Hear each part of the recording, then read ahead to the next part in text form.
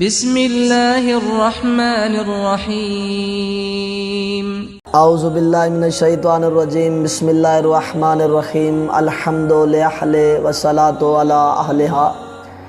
رسول اکرم صلی اللہ علیہ وآلہ وسلم کا فرمان المبارک ہے کہ جنت 4 لوگوں کی مشتاق ہے۔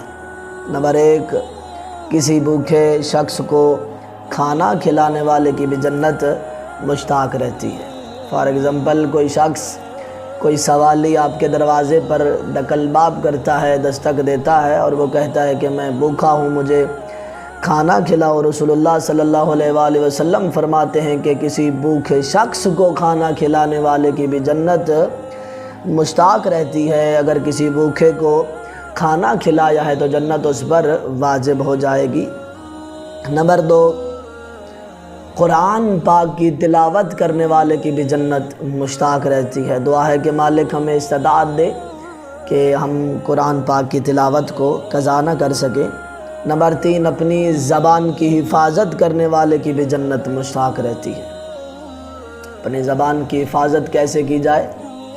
کبھی اسی زبان سے جھوٹ نہ بولا ہو، کبھی اسی زبان سے کسی کی غیبت نہ کی ہو، کبھی چغل خوری نہ کی ہو، کبھی کسی پر نہ جھوٹا الزام نہ لگایا ہو۔